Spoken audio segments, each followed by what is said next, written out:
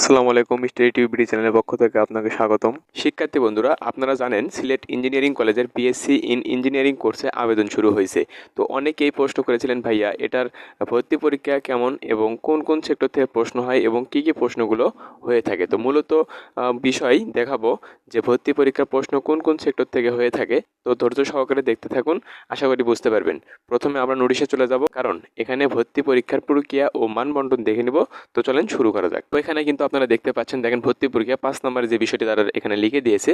তো এটা বুঝলেই কিন্তু আপনাদের বিষয়টি স্পষ্টভাবে কিন্তু আপনারা বুঝতে পারবেন। তো দেখেন লেখা আছে 5 নম্বরে ভর্তি পরীক্ষা ক নম্বরে দেখেন লেখা আছে 2023 সালের উচ্চ মাধ্যমিক, অর্থাৎ আপনারা যারা এইচএসসি 2023-এ পাশ করেছেন তাদের ক্ষেত্রে এটা বলতেছে। তো দেখেন লেখা আছে 2023 সালের উচ্চ মাধ্যমিক পর্যায়ের পাঠ্যক্রম অনুযায়ী পদার্থবিদ্যা 30 নম্বর, অর্থাৎ এখানে কিন্তু পদার্থবিজ্ঞানে 30 নম্বর, গণিত বিষয়ে কিন্তু 30 নম্বর, রসায়ন বিষয়ে 20 নম্বর এবং ইংরেজি বিষয়ে 20 নম্বর, বিষয়ের ওপর 20 নম্বর সহ মোট কিন্তু 100 নম্বরের লিখিত পরীক্ষা অনুষ্ঠিত হবে।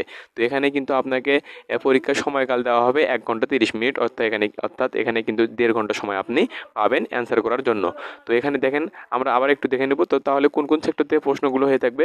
পদার্থবিজ্ঞান থেকে হবে 30 নম্বর, গণিত বিষয় থেকে কিন্তু 30 নম্বর, রসায়ন বিষয় থেকে কিন্তু যে 20 নম্বর এবং ইংরেজি সাবজেক্ট থেকে কিন্তু 20 নম্বর কিন্তু আপনার পরীক্ষা অনুষ্ঠিত হবে। তো এই টোটাল কিন্তু আপনাকে 100 নম্বরের ভিত্তিতে লিখিত পরীক্ষা অনুষ্ঠিত এখানে হবে।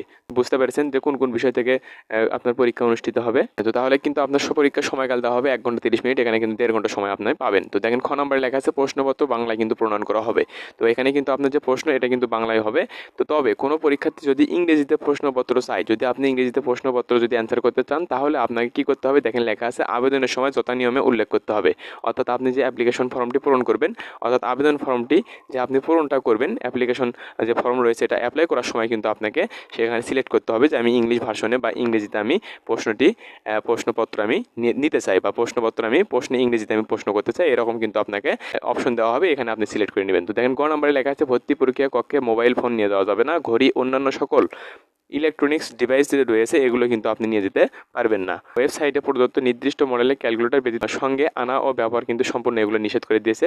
তো দেখেন 6 নম্বরে লেখা আছে মেধা তালিকা প্রণয়ন, এটাও কিন্তু খুবই গুরুত্বপূর্ণ বিষয়। দেখেন লেখা আছে যে ক নম্বরে মেধা তালিকার মোট নম্বরের মধ্যে 70 নম্বর আসবে ভর্তি পরীক্ষা থেকে এবং বাকি যে 30 নম্বর আসবে এসএসসি সমান বা এইচএসসি সমান পরীক্ষা ফলাফল থেকে। তো এটা কিন্তু অবশ্যই বুঝতে পেরেছেন। আপনাকে ভর্তি পরীক্ষার যে মেধা তালিকা প্রণয়ন করা হবে, এটা কিন্তু 70% তারা নেবে আপনার পরীক্ষার ওপর নির্দিষ্ট করে, যে মোট নম্বর রয়েছে এটার উপরে ভিত্তি করে, এবং 30 নম্বর যে 30% যে থাকলো, এই 30% এই নম্বর আসবে কিন্তু আপনার এসএসসি এবং এইচএসসি যে পরীক্ষার ফলাফল থেকে জিপিএ থেকে আপনার কিন্তু নেওয়া হবে। তো দেখেন খ নম্বরে লেখা আছে যে এসএসসি বা সমমান পরীক্ষায় জিপিএকে 3 দ্বারা গুণ করবে এবং এসএসসি সমমান পরীক্ষায় জিপিএকে 3 দ্বারা গুণ করা হবে। তো আশা করি বুঝতে পারছেন। গ নম্বরে দেখেন লেখা আছে মেধা তালিকা অবস্থান সমান হলে ভর্তি পরীক্ষা যথাক্রমে মোট নম্বর গণিত, পদার্থবিদ্যা ও রসায়নের প্রাপ্ত নম্বরের ভিত্তিতে মেধাক্রম প্রণয়ন করা হবে। ঘ নম্বরে দেখেন লেখা আছে মেধা তালিকায়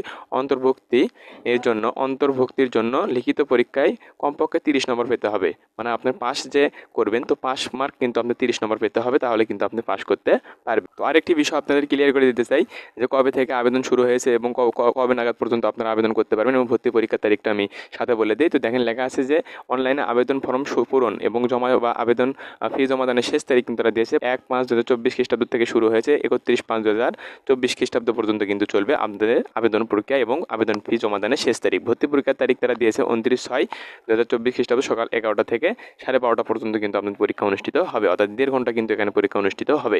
তো এখানে কিন্তু ভর্তি পরীক্ষা তারা সময় দিয়েছে 29/6, অর্থাৎ জুন মাসে কিন্তু 29 তারিখ আপনাদের পরীক্ষা অনুষ্ঠিত হবে।